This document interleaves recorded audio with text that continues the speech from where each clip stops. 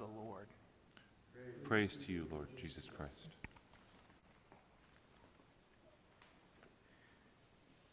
As we celebrate today All Saints' Day, and as we commemorate all the faithful departed on Monday on All Souls' Day, and then remember the dead throughout the month of remembrance of November, do we truly understand what this season means for us?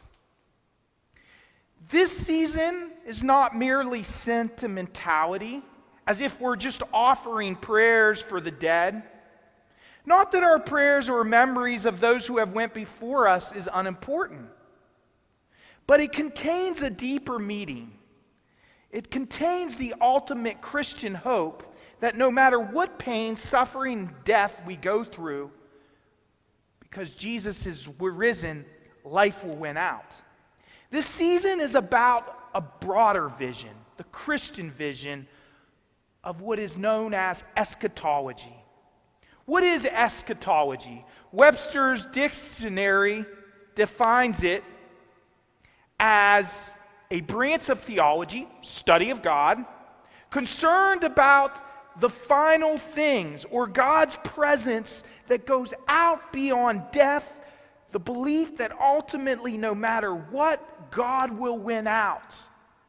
That history doesn't stop in despair, but points towards future beyond any suffering, death, and destruction.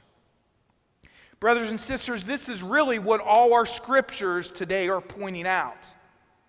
In a difficult time in human history, not unlike our own, I believe, the book of Revelation was written to the people on the bottom, a disenfranchised people who were suffering politically, economically, socially, and sometimes religiously.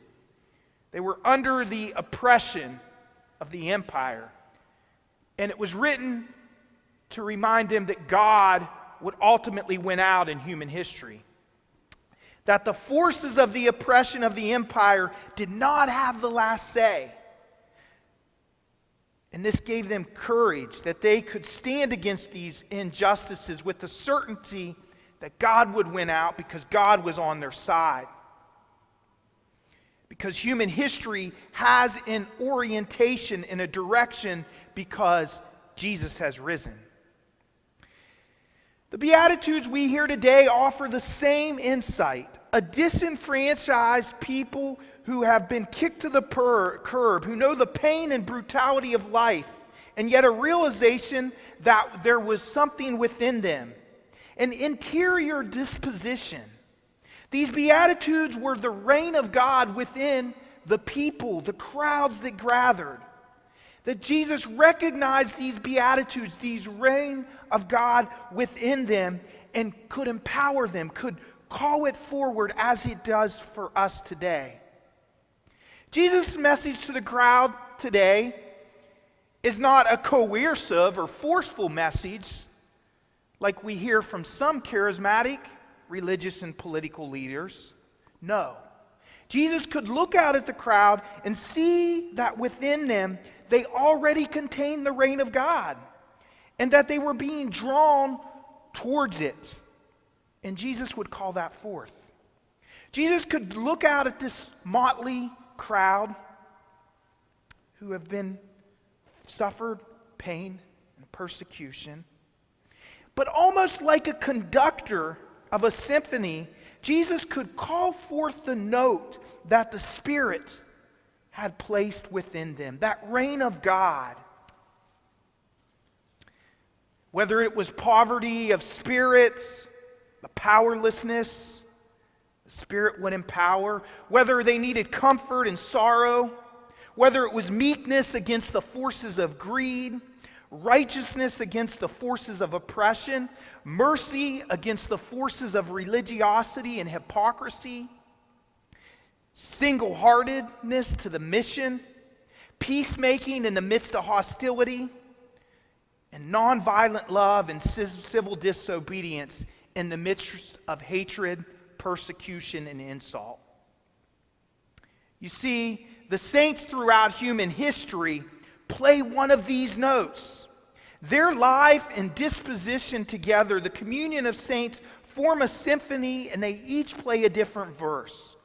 They're not in competition, but all play an important piece that makes the orchestra beautiful. To give an example, just to name one thing about them, Dorothy Day, who stood up for nonviolence against war, or for workers' rights, or women equality. Or St. Elizabeth Ann Seton, who stood up for immigrant children in our country, Catholics that were being discriminated against and offered them an education. Or St. John the 23rd, who called the Second Vatican Council to let fresh wind into the church in 1960s, a vision of reform. Each of these saints are not in competition. They add a different note to the symphony. And we, like those saints who already share in the fullness of God's love, are called to be aware of where we are at. The Beatitudes, brothers and sisters, actually meet us in our brokenness. That's where Jesus joins us. Whether in sorrow, powerlessness, poverty, misunderstanding, oppression, the force of resurrection empowers us towards liberation. We are then able in this earthly reality as a community to join the symphony of the communion of saints and add to the orchestra so that the reign of God, that symphony, may penetrate our world. We need to let our misconceptions go. Saints don't wear halos. All saints were sinners. As someone said, the difference between a sinner and a saint is a saint had a past and a sinner has a future. We're made up of light and shadow like all the saints. The call for us is to be authentic. If we look at the saints that were canonized in the past, we're not called to imitate them. We have, as I said, different shadows and lights. We need to blossom as God calls us to blossom in our unique personality. Or as one saint said, don't try to be a rose if you're a lily in God's garden. That's what we're offered. That, as St. John the 23rd said, we lean on the same substance, which is the Spirit of God, but it unfolds in our personalities and lives in different ways. And yet we do remember the saints that have went before us as I stand at this table. Recently, when I arrived at St. Agnes and learned some of the traditions, I heard a beautiful story about the dedication of this church.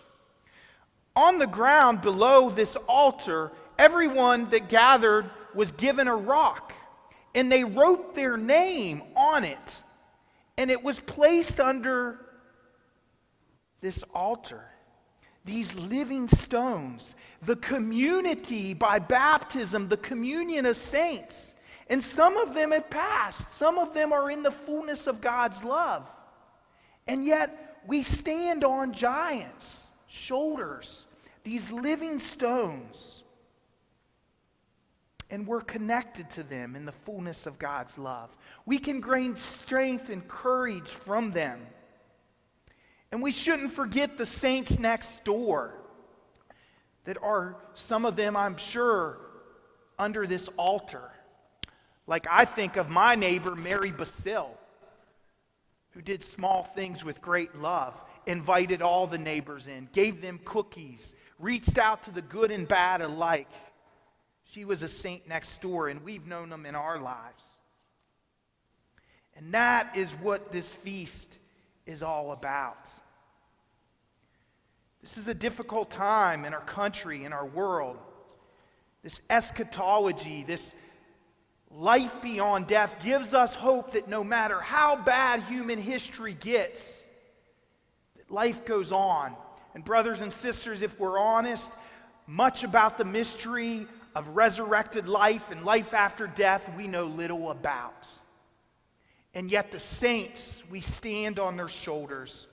I'm reminded of the poet Czesław Miłosz, who lived in Warsaw in World War II, knew the destruction and violence of totalitarianism, and still held on to his Catholic faith.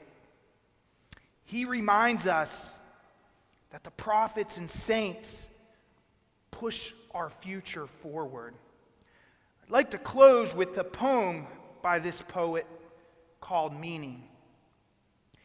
He, in this poem, describes how we, in our Catholic faith, and maybe especially at this altar, confront our own mortality, our own fear of death, to move in more fully into resurrected life. Meaning, when I die, I will see the lining of the world. The other side beyond bird, mountain, sunset. The true meaning ready to be decoded. What never added up will add up. What was incomprehensible will become comprehended. And if there is no lining to the world, if a thrust on a branch is not a sign, but just a thrust on the branch, if night and day makes no sense following each other, and on this earth there is nothing but the earth, even if that is so, there will remain a word wakened by lips that perish, a tireless messenger who runs and runs through interstellar places, through the revolving galaxies, and calls out, protests, screams. Brothers and sisters, that's what the saints do. They are a word wakened by lips that perish, a tireless messenger who runs and runs through interstellar places, through the revolving galaxies. They call out, they protest, they scream to us for love, justice, peace, equality, human dignity. They sing a symphony, an orchestra. Let's scream with them, or let's join the symphony.